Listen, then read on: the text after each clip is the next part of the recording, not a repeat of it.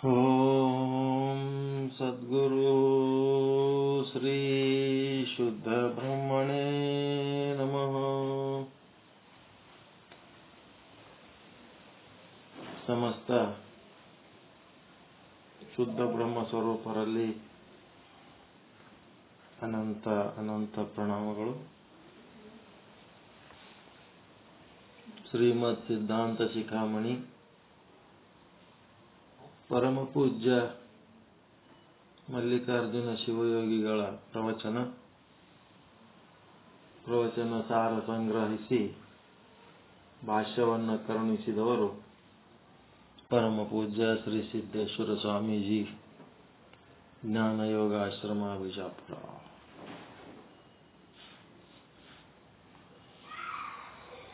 ಸಿದ್ಧಾಂತ ಶಿಖಾಮಣಿಯಲ್ಲಿ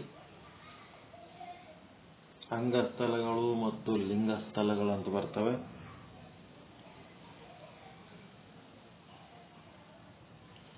ಒಂದು 101 ಸ್ಥಳಗಳು, ಅದರೊಳಗೆ 44 ಅಂಗಸ್ಥಲಗಳು. ಅಂಗಸ್ಥಲದೊಳಗೆ 6 ಅಂಗಗಳು: ಭಕ್ತಾಂಗ, ಮಹೇಶಾಂಗ, ಪ್ರಸಾದಿ ಅಂಗ, ಪ್ರಾಣಲಿಂಗಿ, ಶರಣ, ಐಕ್ಯ. ಅದರೊಳಗೆ 44 ಸ್ಥಳಗಳು.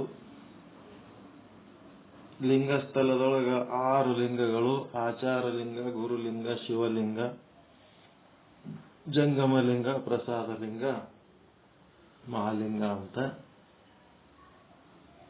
ಆಚಾರಲಿಂಗ ಮತ್ತು ಗುರುಲಿಂಗ ಎರಡು ಸೇರಿಸಿ ಯಾವ ಲಿಂಗ ಅಂತಾರೆ?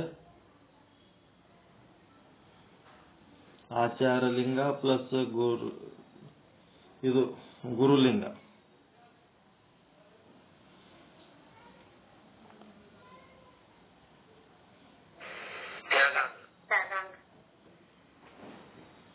ಇಷ್ಟಲಿಂಗ. ಆಚಾರಲಿಂಗ ಪ್ಲಸ್ ಗುರುಲಿಂಗ ಈಸ್ ಈಕ್ವಲ್ ಟು ಇಷ್ಟಲಿಂಗ. ಶಿವಲಿಂಗ ಪ್ಲಸ್ ಜಂಗಮಲಿಂಗ ಈಸ್ ಈಕ್ವಲ್ ಟು ಪ್ರಾಣಲಿಂಗ. ಪ್ರಸಾದಲಿಂಗ ಪ್ಲಸ್ ಮಹಾಲಿಂಗ ಈಸ್ ಈಕ್ವಲ್ ಟು ಭಾವಲಿಂಗ. ಈ ಸೈಡ್ ಬಂದ್ರಿ ಅಂತಂದ್ರೆ ಭಕ್ತ ಪ್ಲಸ್ ಮಹೇಶ, ಈ 2 ಅಂಗಗಳು ಸೇರಿ ತ್ಯಾಗಾಂಗ. ತ್ಯಾಗಾಂಗ ಅಂದ್ರೆ ಏನ್ರಿ?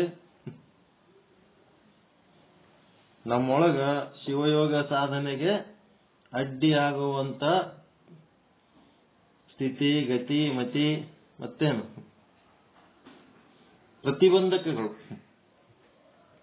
ಅವುಗಳನ್ನು ತ್ಯಾಗ ಮಾಡಬೇಕು. ಅವು ಏನ್ ಪ್ರತಿಬಂಧಕ ಅದಾವ ಅನ್ನೋದು ನಿಮ್ಗೆ ಗೊತ್ತಾವ. ನಮಗೆ ಸಾಧನೆ ಮಾಡ್ಲಕ್ ಮುಂದೆ ಬಿಡುವಲ್ಲು ಇವು, ಇದ್ರ ಕಾರಣಕ್ಕೆ ನಮ್ಗೆ ಹಿಂಗ ಆಲಕತ್ತದ ಅಂತೇಳಿ ನೀವೇನು ಅದನ್ನ ತ್ಯಾಗ ಮಾಡೋದು. ಮತ್ತೆ ತಾಮಸ ನಿರಸನ ಸ್ಥಳ ಇದ್ದಂಗ ಅದು. ಮತ್ತೆ ಏನಾಯ್ತು? ತ್ಯಾಗಾಂಗ ಅಂದ್ರೆ ತ್ಯಾಗ ಮಾಡೋ, ಬಿಡವು. ಈಗ ಗೌತಮ ಬುದ್ಧಗ ಒಬ್ಬಕ್ಕೆ ಶಿಶುಮಗಳು ಕೇಳಿದವಂತ, 12 ವರ್ಷ ತಪಸ್ಸಿ ಕೂತಿದಿ, ಏನು ಗಳಿಸಿದಿ ಅಂತ ಕೇಳಿದವಂತ. ನಾನು ಏನು ಗಳಿಸಿಲ್ಲ, ಕಳ್ಕೊಂಡಿದ್ದೆ ಬಾಳ ಅದನ್ನಂತ. ಏನ್ ಕಳ್ಕೊಂಡಿವಪ್ಪ ಅಂತಂದ್ರ ಕಾಮ, ಕ್ರೋಧ, ಲೋಭ, ಮೋಹ, ಇವ ನೆಗೆಟಿವಿಟೀಸ್ ಏನದವ ಇವೇ ಕಳ್ಕೊಂಡಿನಿ ಅಂತ. ತ್ಯಾಗಾಂಗದ ಬಗ್ಗೆ ಹೇಳ. ಮತ್ತೆ ನಾವು ಮುಂದೆ ಹಿಂಗ ಇರಬಾರ್ದು ಅಂತಂದ್ರೆ ತ್ಯಾಗಾಂಗ, ಅವು ಬಿಟ್ಟು ಬಿಡೋದು. ಮತ್ತೆ ಹಿಂಗ ಇರಬೇಕು ಅಂತಂದ್ಮೇಲೆ ಅವು ಏನ್ ತತ್ವಗಳು ಹೇಳ್ತಾರ ಅವುಗಳನ್ನ ಧಾರಣೆ ಮಾಡೋದಕ್ಕೆ ಭೋಗಾಂಗ. ಹೆಂಗಿರ್ಬೇಕಪ್ಪ ಅಂತ ವಸ್ತು ನಿರ್ದೇಶ ಸ್ಥಳನೇ ಭೋಗಾಂಗ. ತಾಮಸ ನಿರಸನ ಸ್ಥಳನೇ ತ್ಯಾಗಾಂಗ. ತ್ಯಾಗ ಭೋಗ. ಭೋಗ ಅಂತಂದ್ರೆ ಹ್ಯಾಂಗಿರ್ಬೇಕು ಅಂತ, ಒಬ್ಬ ಶಿವಯೋಗಿ ಹ್ಯಾಂಗಿರ್ಬೇಕು, ಅವನ ನಡೆ ನುಡಿ ಆಚಾರ ವಿಚಾರ ಹ್ಯಾಂಗಿರ್ಬೇಕು, ಅದು ಭೋಗಾಂಗ. ಹ್ಯಾಂಗಿರಬಾರ್ದು ಅದನ್ನೆಲ್ಲ ತ್ಯಾಗ ಮಾಡೋದು ತ್ಯಾಗಾಂಗ. ಮುಂದೆ ಯೋಗಾಂಗ. ಯೋಗಾಂಗದೊಳಗೆ ಶರಣಸ್ಥಳ ಮತ್ತು ಐಕ್ಯ ಸ್ಥಳ. ಭಕ್ತಸ್ಥಳ, ಮಹೇಶ ಸ್ಥಳ ತ್ಯಾಗಾಂಗ. ಪ್ರಸಾದಿ ಪ್ರಾಣಲಿಂಗಿ ಭೋಗಾಂಗ. ಹಿಂಗೆ ಬರ್ತಾವ. ಅಂಗ ಲಿಂಗ ಆಗದಂತ. ತ್ಯಾಗಾಂಗ ಹೋಗಿ ಏನಾಗಬೇಕು? ಇಷ್ಟ ಲಿಂಗ ಆಗಬೇಕು. ಎಲ್ಲ ತ್ಯಾಗ ಮಾಡಬೇಕಾಗಿದ್ದೆಲ್ಲ ತ್ಯಾಗ ಮಾಡಿದ ಮೇಲೆ ಆ ಜೀವನಿಗೆ ಆವಾಸನಿಗೆ ಒಂದು ಸ್ಥಿತಿ ಬರ್ತದ. ಆ ಸ್ಥಿತಿಗೆ ಇಷ್ಟಲಿಂಗ ಅಂತಾರೆ. ಕೊಳ್ಳ ಕಟ್ಕೊಂಡ್ ಲಿಂಗಕ್ಕೆ ಇಷ್ಟಲಿಂಗ ಅಲ್ಲ, ಅದು ಲಿಂಗದ ಕುರು ಅಷ್ಟೇ, ಅರಿವಿನ ಕುರು. ತ್ಯಾಗಾಂಗ ಸಾಧನೆ ಮಾಡಿದಾಗ ಆವಾಸ ಜೀವ ಅಂತೇನದ ಅವನಿಗೆ ಒಂದು ಸ್ಥಿತಿ ಬರ್ತದೆ, ಅದು ಇಷ್ಟಲಿಂಗ. ಭೋಗಾಂಗ ಏನು ಧಾರಣೆ ಮಾಡಬೇಕು ಈ ಶಿವಯೋಗ ಸಾಧಕನಾದವನು ಅಂತ ಮಾಡಿದಾಗ ಅವುಗಳನ್ನ ಸಾಧನೆ ಮಾಡಿದ. ವಿವೇಕ, ವೈರಾಗ್ಯ, ಮತ್ತೇನು ಶಮ ದಮ ಆದಿ ಷಟ್ ಸಂಪತ್ತಿಗಳು, ಮೋಕ್ಷತ್ವ, ಶ್ರವಣ ಮನನಾದಿಗಳು, ನಿರ್ಮಲ ಅಂತಃಕರಣ, ನಿಶ್ಚಲ ಅಂತಃಕರಣ, ಇವೆಲ್ಲ ಅವನು ಏನ್ ಮಾಡಬೇಕು? ಧಾರಣೆ ಮಾಡಬೇಕು. ಧಾರಣೆ ಮಾಡಿದಂದ್ರ ಭೋಗಾಂಗ, ತ್ಯಾಗಾಂಗ, ಭೋಗಾಂಗ, ಯೋಗ. ಹಿಂಗ ಅದಕ್ಕೆ ತ್ಯಾಗಾಂಗ ಹೋಗಿ ಇಷ್ಟಲಿಂಗ ಆಗ್ಬೇಕು. ಭೋಗಾಂಗ ಅಂದ್ರೆ ಶಿವಯೋಗ ಸಾಧಕ ಹೆಂಗಿರ್ಬೇಕು ಹಂಗಿದ್ದನು ಅಂತಂದ್ರೆ ಅವನಿಗೆ ಪ್ರಾಣಲಿಂಗ. ಮತ್ತು ಜೀವ ಮತ್ತು ಶಿವನ ಮಧ್ಯೆ ಏನು ವ್ಯತ್ಯಾಸ ಇರ್ಲಾರ್ದಂಗ ಯೋಗಾಂಗ. ಯೋಗ ಅಂದ್ರೆ ಹಾಲಿನಾಗ ನೀರು ಕಲ್ತ್ರೆ ಹೆಂಗ ನೀರು ಸಪ್ರೇಟ್ ಕಾಣಂಗೇ ಇಲ್ಲ ಅದು ಹಾಲಿನಾಗ, ಹಂಗ ನೀರಿನೊಳಗೆ ನೀರು, ಹಾಲಿನೊಳಗೆ ಹಾಲು, ಹೆಂಗ ಕಲ್ತ್ರೆ ಒಂದ್ರೊಳಗೆ ಒಂದು ಕಲ್ತ್ರೆ ಹೆಂಗ ಸಪ್ರೇಟ್ ಕಾಣಂಗಿಲ್ಲ, ಹಂಗ ಅದು ಯೋಗಾಂಗ. ಅಂದ್ರೆ ಕೂಡಿದ್ರೆ ಅಲ್ಲಿ ಬೈಫರ್ಕೇಶನ್ ಕಾಣ್ಲಾರ್ದಂಗಿತ್ತು ಅಂದ್ರೆ ಅದು ಯೋಗ. ಯೋಗಾಂಗ ಆಗ್ಬೇಕಾದ್ರೆ ಪ್ರಸಾದಲಿಂಗ, ಮಹಾಲಿಂಗ, ಅದು ಭಾವಲಿಂಗ. ಭಾವ ಅಂತಂದ್ರೆ ಇರೋದು, ಅಭಾವ ಅಂದ್ರೆ ಇಲ್ಲದ್ದು. ಪರಮಾತ್ಮ ಅದನ ಅಂತೇಳಿ ನಿಶ್ಚಯ ಮಾಡಿಕೊಂಡು ಭಾವಲಿಂಗಿಯಾಗಿ ಎಲ್ಲಾ ಕಡೆ ಅವನೇ ಅದನ್ನು, ನನ್ನೊಳಗೂ ಅವನೇ. ಅದಕ್ಕೆ ಈ ಒಂದು 44 ಅಂಗಸ್ಥಲದೊಳಗ ಮೊದಲನೇದ್ದು ಮುಗಿಸಿದ್ರಿ ಪಿಂಡಸ್ಥಲ. ಪಿಂಡಸ್ಥಲದಾಗ ಏನ್ ಸಾಧನೆ ಮಾಡ್ದ ಸಾಧಕ? ಶುದ್ಧಾಂತಃಕರಣ, ನಿರ್ಮಲ ನಿಶ್ಚಲ ಅಂತಃಕರಣ ಮಾಡ್ಕೊಂಡ. ನಿಷ್ಕಾಮ ಕರ್ಮ, ನಿಷ್ಕಾಮ ಉಪಾಸನೆ, ಅವು ಏನ್ ಪದ್ಧತಿ ಅದೋ ಅದರ ಪ್ರಕಾರ ಮಾಡಿ. ಎರಡನೇದ್ರಾಗ ಏನ್ ಮಾಡ್ಕೊಂಡ? ಪಿಂಡ ಜ್ಞಾನ ಸ್ಥಳದೊಳಗ ಆತ್ಮ ಅನಾತ್ಮ ವಿವೇಕ.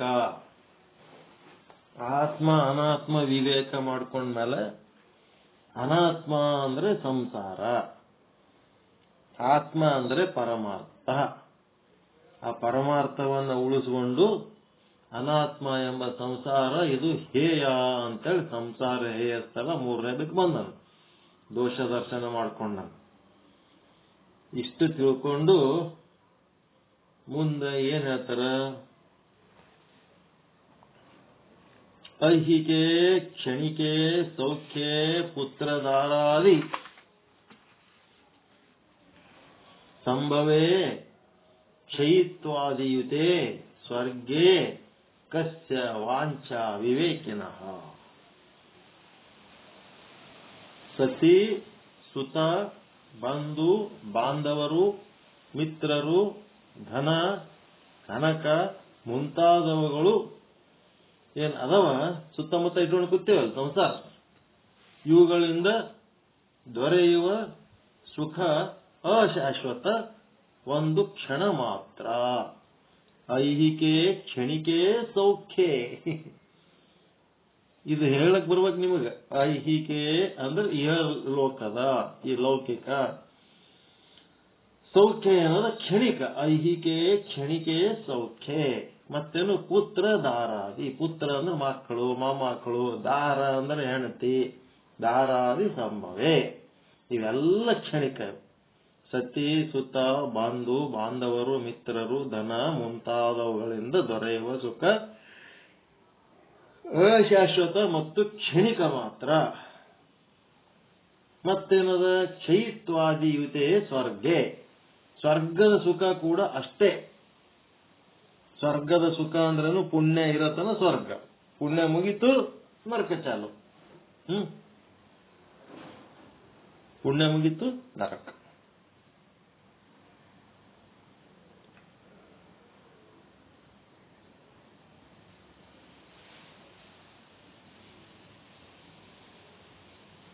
ದೇವೇಂದ್ರ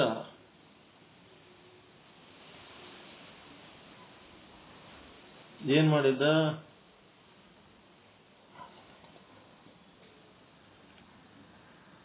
ತನ್ನ ಒಂದು ದೇವತೆಗಳ ಸಭೆ ಒಳಗ ಉನ್ನತ ಆಸನದ ಕೂತಿದ್ದ. ಮ್ಯಾಲ ದೇವತೆಗಳ ಲೋಕದಕ್ಕಿಂತ ಮ್ಯಾಲ ಲೋಕಗಳದಾವ, ಕೆಳಗೂ ಲೋಕಗಳದಾವ. ಮ್ಯಾಲಿನಿಂದ ಬಿಸಿ ಬಿಸಿ ಕಣ್ಣೀರು ಬೀಳಕತ್ತಿತ್ತು.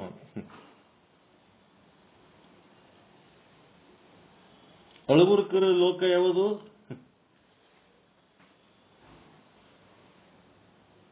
ಅಳಬುರ್ಕರ ಲೋಕ ಯಾವ್ದ್ರಿ? ಅಳವರಲ್ಲಿ ಮತ್ತೆ ಲೋಕ ಅದು ದೇವೇಂದ್ರಿಗೆ ಏನಾಯ್ತು, ಮ್ಯಾಲಿಂತ ಬೀಳಕತ್ತಾವ ಕಣ್ಣೀರು. ಅದಕ್ಕೆ ಇವು ಎಲ್ಲಿ ಬೀಳಕತ್ತಾವ ಅಂತೇಳಿ ಹೋಗಿ ನೋಡ್ತಾನ. ಇವೇನು ಎತ್ತ ಆಕಳ ಏನಿವ ಜಾತಿ ಅದಲ್ಲ, ಇದೊಂದು 84 ಲಕ್ಷ ಜೀವರಾಶಿಗಳಲ್ಲಿ ಇವೆಲ್ಲದರದ್ದು ಮೂಲ ಒಂದು ದೇವತೆ ಅದ. ಎಲ್ಲ ಎತ್ತು ಆಕಳು ಇವೇನದವಲ್ಲ, ಇವುದ್ರದ್ದು ಮೂಲ ದೇವತೆ ಅದ ಅಲ್ಲಿ ಬ್ರಹ್ಮಲೋಕದಾಗ. ಯಾವ್ದದು ಗೊತ್ತಾ?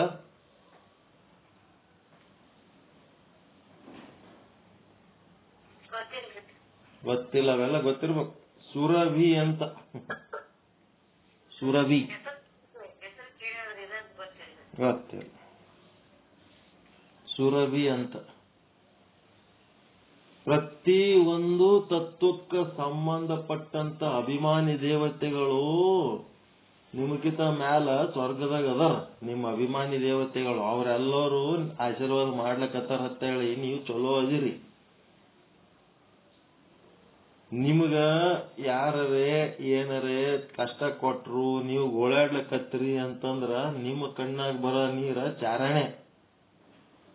ಅಲ್ಲಿ ಮ್ಯಾಲ ಕೂತು ನಿಮ್ಮ ಬಗ್ಗೆ ಕಾಳಜಿ ವಹಿಸುವಂತ ದೇವತೆಗಳು ಅವ್ರ ಕಣ್ಣಾಗ ನೀರ್ ಹರಿಯೋದು ಬಾರಣೆ.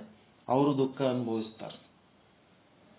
ಅದಕ್ಕೆ ಯಾವುದೇ ಜೀವಿಗೆ ನಾವು ತೊಂದರೆ ಕೊಟ್ಟೆವು ಅಂತಂದ್ರ ಆ ಜೀವಿ ಗೋಳಾಟ ನೋಡಿ, ಅದರ ಅಪಮಾನ ಹಿಂಸೆ ನೋಡಿ ನಾವು ಖುಷಿ ಪಟ್ರ ಅದರಿಂದ ದೇವತೆಗಳು ಕೂಡ ಅಳತಿರ್ತಾರ. ಅವ್ರವ್ರ ಅಭಿಮಾನಿ ದೇವತೆಗಳಿರ್ತಾರೆ. ಪ್ರತಿಯೊಂದು ಜೀವಿಗಳಿಗೆ ಅವ್ರವ್ರ ಅಭಿಮಾನಿ ದೇವತೆಗಳದಾರ. ಅವ್ರ ಆಶೀರ್ವಾದದಿಂದ ಅವು ಜೀವಿಗಳು ಈ ಭೂಮಿ ಮೇಲೆ ಬದುಕ್ತಿರ್ತಾರ.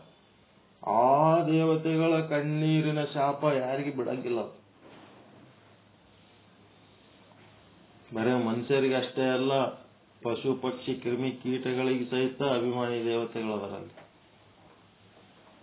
ಸುರಭಿ ಕಣ್ಣೀರ್ ಹಾಕ್ಲಕತ್ತು. ದೇವೇಂದ್ರಂದ ಅಳದು ಕರೆಯೋದು ಗೋಳಾಡೋದು. ಭೂಲೋಕದಾಗ ಮ್ಯಾಲ ಯಾರು ಅಳ್ತಾರಪ್ಪ, ಮ್ಯಾಲಿಂದ ಕಣ್ಣೀರು ಬೀಳಕತ್ತಾವಲ್ಲ. ಆ ಎತ್ತುಗಳು ಹೊಲದೊಳಗ ಮನುಷ್ಯರಿಗೆ ನಡಿಲಕ್ ಬರಂಗಿಲ್ಲ. ಅಂತದ್ರಾಗ ಆ ಎತ್ತುಗಳಿಗೆ ಬಿಸಿಲಾಗ ಚಳ್ಯಾಗ ಮಳೆಯಾಗ ದುಡಿಸ್ತಾನ ರೈತ. ಅವು ಹೆಜ್ಜೆ ಇಡಲಕ್ಕ ಉಸಿರು ಹಾಕ್ತಿರ್ತಾವ, ಬುಸ್ ಬುಸ್ ಅಂತೇಳಿ. ಉಸಿರು ಹಾಕೋ ಟೈಮ್ನೊಳಗೆ ಇವ ಬಾರ್ಕೊಲ್ಲ ಹೊಡಿತಿರ್ತಾನ ಅದಕ್ಕೆ. ಆ ಪೆಟ್ಟಿ ಗಂಜಿ ಇನ್ನ ಕುಣ್ಕೋತ ಆಗಿರ್ತಿರ್ತಾವ. ಅವ ಕೆಸರಾಗ ಅವು ಆಗಿರ್ದ ಹಾರಾಡ್ತಿರ್ತಾವ. ಅವು ಅನುಭವಿಸುವ ಉಸಿರು ಹಾಕೋದು, ಅವು ಅನುಭವಿಸುವ ಕಷ್ಟ ಎಲ್ಲ ನೋಡಿ ಆ ದೇವತೆ ಸುರಭಿ ಅಳ್ತಿರ್ತದ. ಈ ಭೂಲೋಕದಾಗ ಅದರ ಮಕ್ಕಳಿಗೆ ಕೊಯ್ದು ಕಡ್ದು ಬಡ್ದು ಏನೋ ಮಾಡಿ ತಿಂದಾಕ್ತಾರ. ಆ ಸುರಭಿಯ ಶಾಪ ಯಾರಿಗೆ ಬಿಡಂಗಿಲ್ಲ.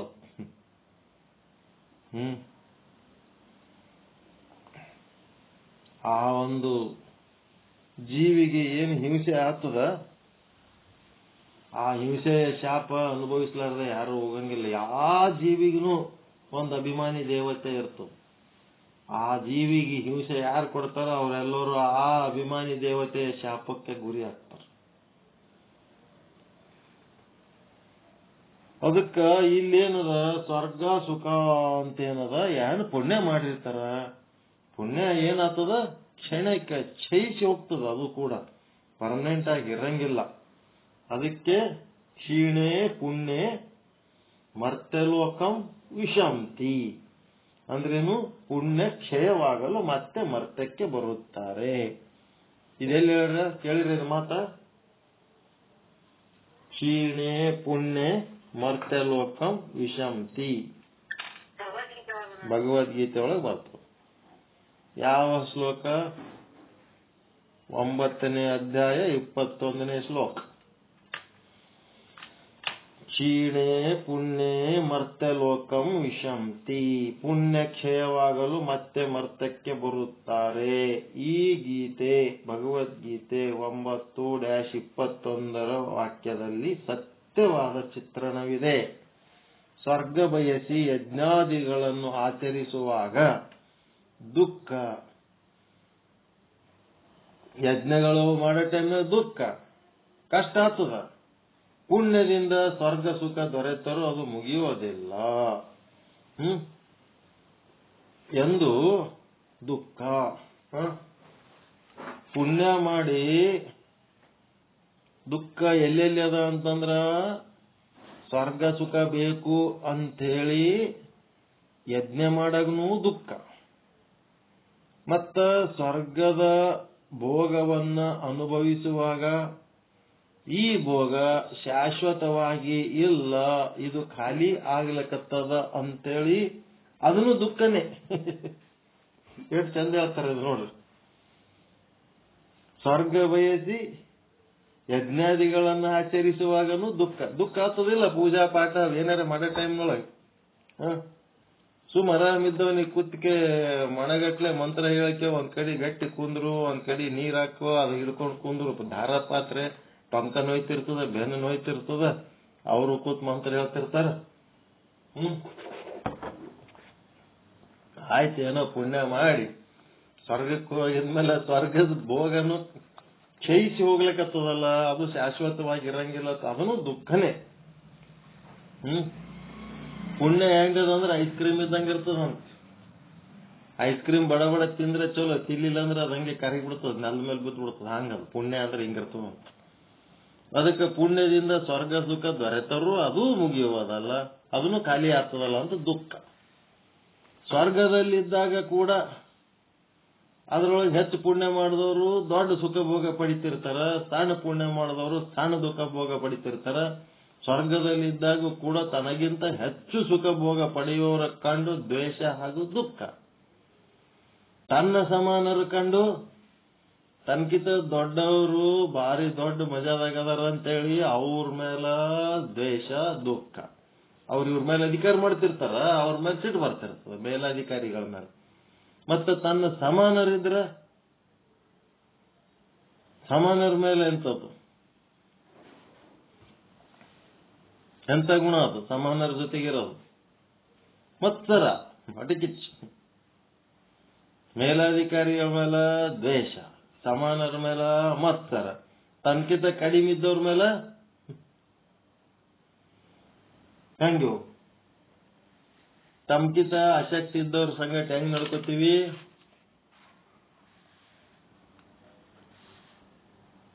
ಮಾತಾಡ್ತೀರಾ ಇಲ್ಲ?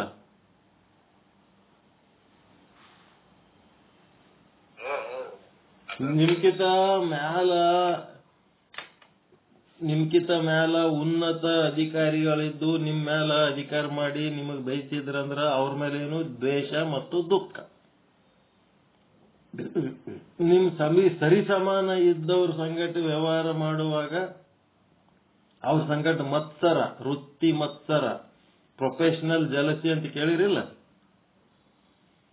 ಇಬ್ಬರಿಗೆ ಸಮಾನ ಸಂಬಳ ಇರ್ತದ, ಇಬ್ರು ಸಮಾನ ಅಧಿಕಾರಿಗಳಿರ್ತಾರೆ, ಒಂದೊಂದು ಕ್ಷೇತ್ರ ಒಬ್ಬೊಬ್ರು ನೋಡ್ಕೊತಿರ್ತಾರೆ, ಆದ್ರೂ ಒಬ್ಬರ ಮೇಲೆ ಒಬ್ರು ಒಟ್ಟಿಗೆ ಪಡ್ತಿರ್ತಾರೆ. ಮತ್ಸರ ಮತ್ತು ದುಃಖ.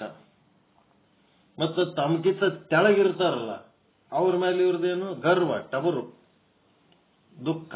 ಅದು ಒಂದು ದುಃಖನೇ. ಈ ಎಲ್ಲವನ್ನು ಅರಿತ ವಿವೇಕಿಯು ಆ ಸುಖಗಳನ್ನು ಇಚ್ಛಿಸುವುದಿಲ್ಲ. ಸ್ವರ್ಗ ಸುಖನೂ ಬೇಡ, ಅದನ್ನು ಖಾಲಿಯಾಗಿ ಹೋಗ್ತದ. ಮತ್ತ ಸ್ವರ್ಗ ಪಡ್ಕೋಬೇಕು ಅಂತ ಪೂಜೆ ಪಾಠನೂ ಬೇಡ. ಪರಮಾತ್ಮನಿಗಾಗಿ ಪರಮಾತ್ಮನ ಪೂಜೆ, ಸ್ವರ್ಗ ಸುಖಕ್ಕಾಗಿ ಪರಮಾತ್ಮನ ಪೂಜೆ ಅಲ್ಲ, ಪರಮಾತ್ಮನಿಗಾಗಿ ಪರಮಾತ್ಮನ ಪೂಜೆ. ಹೀಗಾಗಿ ಸ್ವರ್ಗದ ಬಯಕೆ ಇಟ್ಕೊಂಡು ಜ್ಞಾನಿಯಾದವನು, ವಿವೇಕಿ ಆದವನು ಸ್ವರ್ಗದ ಬಯಕೆ ಇಟ್ಕೊಂಡು ಪೂಜೆ ಮಾಡಂಗಿಲ್ಲ. ಮತ್ತ ಸ್ವರ್ಗದಾಗ ಇದ್ದು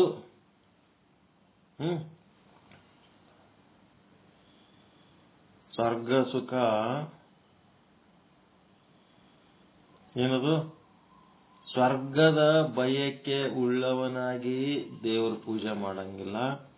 ಅವನಿಗೆ ಸ್ವರ್ಗಕ್ಕೆ ಹೋಗ ಇಷ್ಟನೂ ಇಲ್ಲ. ಮತ್ತ ತನಕಿತ ಮೇಲಾಧಿಕಾರಿಗಳು ಕಂಡಾಗ ಅವ್ರ ಬಗ್ಗೆ ದ್ವೇಷ ಇಲ್ಲ. ತನ್ನ ಸರಿ ಸಮಾನ ಇದ್ದವ್ರ ಬಲ್ಲಿ ಮತ್ಸರ ಇಲ್ಲ. ತನಕಿತ ಕೆಳಮಟ್ಟದಲ್ಲಿದ್ದವ್ರ ಬಲ್ಲಿ ಗರ್ವ ಇಲ್ಲ.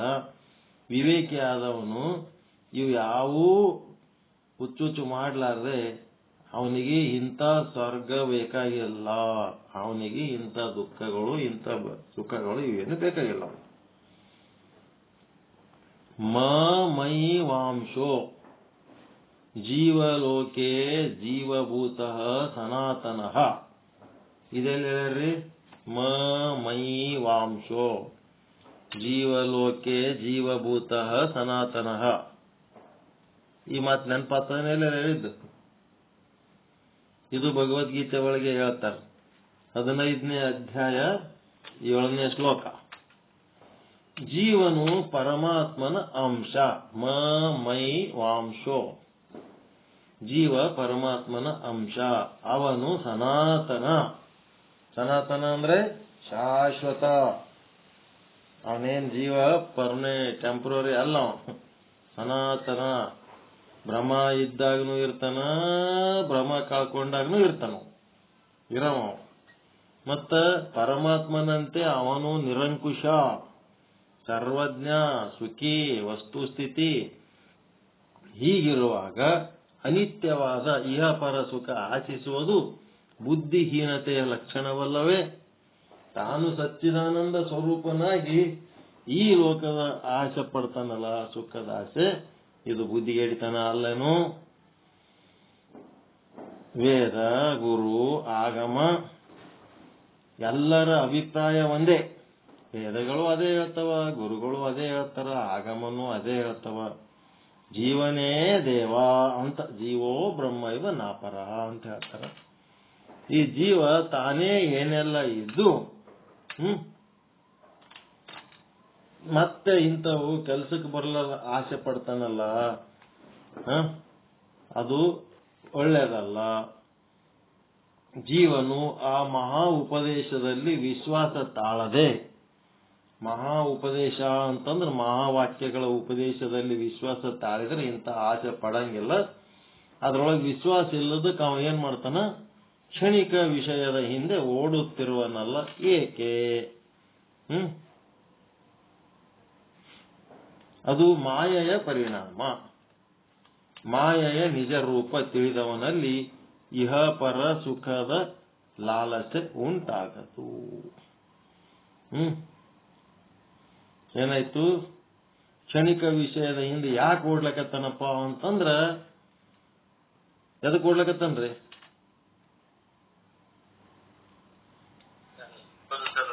ಮಾಯೆಯ ಪರಿಣಾಮ. ಮಾಯೆಯ ಪರಿಣಾಮ. ಇವನೇನ್ ಮಾಡ್ಯಾನ? ತಾನೇ ಬ್ರಹ್ಮ ಸ್ವರೂಪನಾಗಿ ತನ್ನನ್ನು ತಾನು ಜೀವ ಅಂತ ತಿಳ್ಕೊಂಡು ಈ ಒಂದು ಕ್ಷಣಿಕ ಸುಖಗಳ ಹಿಂದೆ ಯಾಕೆ ಓಡ್ತಾನಂದ್ರೆ ಅದು ಮಾಯೆಯ ಪರಿಣಾಮ. ಮಾಯೆ ಹಂಗ ಮಾಡಿಸ್ಲಿಕ್ಕತ್ತದ. ಯಾರು ಈ ಮಾಯೆಯ ನಿಜ ರೂಪ ತಿಳಿತಾರ, ಮಾಯೆಯ ನಿಜ ರೂಪ ತಿಳಿದವನಲ್ಲಿ ಇಹ ಪರ ಸುಖದ ಲಾಲಸೆ ಉಂಟಾಗದು. ಮಾಯೆಯನ್ನ ಯಾರು ಚಂದ ತಿಳ್ಕೋತಾರ ಅವರು ಈ ಲೋಕದೊಳಗೂ ಸುಖ ಬಯಸಂಗಿಲ್ಲ, ಪರಲೋಕದಾಗೂ ಸುಖ ಬಯಸಂಗಿಲ್ಲ.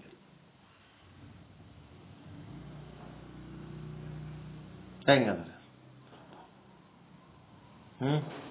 ಅದು ಮಾಯೆಯ ಪರಿಣಾಮ. ಮಾಯೆಯ ನಿಜ ರೂಪ ತಿಳಿದವನಲ್ಲಿ ಇಹ ಪರ ಸುಖದ ಲಾಲಸೆ ಉಂಟಾಗಂಗಿಲ್ಲ. ಮಾಯೆಯನ್ನ ಸರಿಯಾಗಿ ಯಾರು ತಿಳಿಯಂಗಿಲ್ಲ ಅವ್ರಿಗೇನಾಗ್ತದ, ಮಾಯೆಯ ಪ್ರಭಾವಕ್ಕೊಳಗಾಗ್ತಾರ. ಮಾಯೆಯನ್ನ ಸರಿಯಾಗಿ ತಿಳಿದಿದ್ರಂತಂದ್ರೆ ಮಾಯೆಯ ಪ್ರಭಾವಕ್ಕೊಳಗಾಗಂತ ಕೆಲಸ ಮಾಡಂಗಿಲ್ಲ. ಅವರು ಆತ್ಮಜ್ಞಾನಿಗಳಾಗಿ ಮಾಯೆಯ ಪ್ರಭಾವದಿಂದ ಮುಕ್ತವಾಗಿರ್ತಾರೆ. ಸರಿನಾ? ಜೀವನೇ ದೇವ ಅಂತೇಳಿ ಗುರುಗಳು, ವೇದಗಳು, ಆಗಮಗಳು ಎಲ್ಲ ಹೇಳಿದ್ರೂ ಸಹಿತ ಆ ಉಪದೇಶದಲ್ಲಿ ಅವನು ವಿಶ್ವಾಸ ತಾಳ್ತಾ ಇಲ್ಲ. ಕ್ಷಣಿಕ ಸುಖದ ಹಿಂದೆ ಓಡ್ತಾ ಇದ್ದಾನೆ. ಯಾಕೆ ಅಂದ್ರೆ ಮಾಯೆಯ ಪರಿಣಾಮ.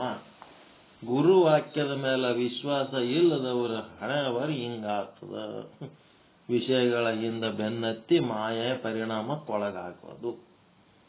ಗುರುವಾಕ್ಯದೊಳಗೆ ಶ್ರದ್ಧೆ ತಾಳಿ ಜೀವನೇ ಶಿವ, ಜೀವನೇ ದೇವ, ಜೀವನೇ ಬ್ರಹ್ಮ ಅಂತೇಳಿ ಎಷ್ಟು ರೀತಿಲಿ ಅಂತ ತಿಳಿಸಿ ಹೇಳಿದ್ರು ತಿಳ್ಕೊಳ್ಳಿಲ್ಲ ಅಂದ್ರೆ ಹಿಂಗಾಗ್ತದ.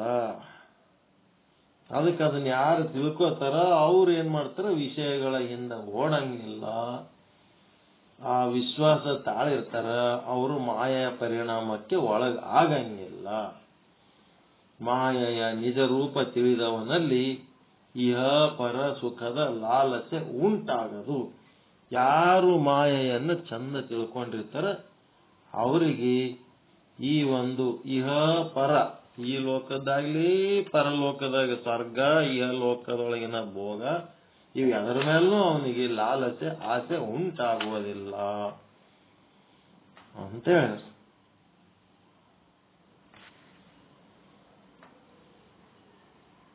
ಚಲೋದೇನ್ರಿ ಮಾತು?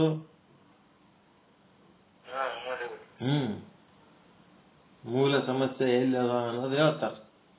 ಗುರು ವಾಕ್ಯದಲ್ಲಿ ವಿಶ್ವಾಸ ತಾಳಲಾರ್ದಕ್ಕೆ ಗುರು ಏನ್ ಹೇಳ್ತಾನ, ಜೀವನೇ ದೇವ ಅಂತ ಉಪದೇಶ ಆಗ್ತಾನ. ಜೀವೋ ಬ್ರಹ್ಮವ ನಾ ಪರಹ ಅನ್ನೋದೇ ಜೀವನೇ ದೇವ ಅಂತೇಳಿ ಗುರು ಉಪದೇಶ ಮಾಡ್ತಾನ. ಆ ಉಪದೇಶದೊಳಗ ವಿಶ್ವಾಸ ತಾಳಲಾರುವಂತ ಜೀವ ಮಾಯೆಯ ಪರಿಣಾಮಕ್ಕೊಳಗಾಗಿ ಕ್ಷಣಿಕ ವಿಷಯದಿಂದ ಓಡ್ಲಕತ್ಬಿಡ್ತಾನೆ. ಯಾವನು ಆ ವಿಷಯದಾಗ ಗುರು ಹೇಳಿದ ಉಪದೇಶದೊಳಗ ವಿಶ್ವಾಸ ತಾಳಿ ನಾ ಬ್ರಹ್ಮ ಅದೀನಿ, ನಾ ಶಿವ ಅದೀನಿ ಅಂದ್ಮೇಲೆ ನಾ ಹ್ಯಾಂಗ ಶಿವ ಅನ್ನೋದು ಅವ ಚಿಂತನಕ್ಕೆ ತೊಡಗಿದನು ಅಂತಂದ್ರೆ ಸದ್ರೂಪ, ಚಿದ್ರೂಪ, ಆನಂದ ರೂಪ ಇವೆಲ್ಲಾನು ತಿಳ್ಕೊಂಡ್ಬಿಟ್ನಂತಂದ್ರ ಅವ ಮಾಯೆಯ ಪರಿಣಾಮಕ್ಕೆ ಒಳಗಾಗಂಗಿಲ್ಲ. ಈ ಅಪಾರ ಸುಖದ ಲಾಲಸೆ ಒಳಗ ಅವನು ಹೋಗಂಗಿಲ್ಲ. ಅವನಿಗೆ ಪರಮಾನಂದ ಪ್ರಾಪ್ತಿ ರೂಪ, ಸರ್ವ ದುಃಖ ನಿವೃತ್ತಿ ರೂಪ ಮೋಕ್ಷ ಆಗ್ತದೆ. ಚೈತ್ರೆ ಸಾಕ 10:30 ಆಯ್ತು. ಶಿವಾಯ. ಮಾಯೆಯ ಪರಿಣಾಮಕ್ಕೆ ಯಾಕೆ ಒಳಗಾಗ್ತಾರ ಅನ್ನೋದಕ್ಕೆ ಕಾರಣ ಕೊಟ್ರು. ಗುರುವಾಕ್ಯದೊಳಗೆ ವಿಶ್ವಾಸ ಇಲ್ಲ. ಏನ್ ಗುರುವಾಕ್ಯ? ಜೀವನೇ ದೇವ.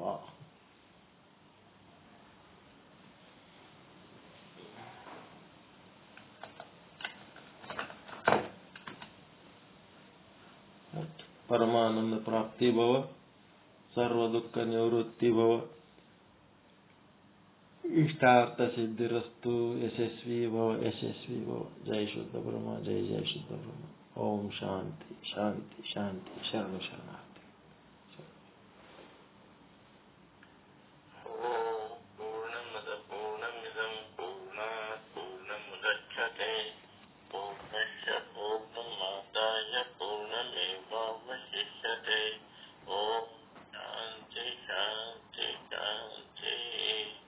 परमानंद प्राप्ति भव, सर्व दुख निवृत्ति भव, इष्टार्थ सिद्धिरस्तु, यशस्वी भव.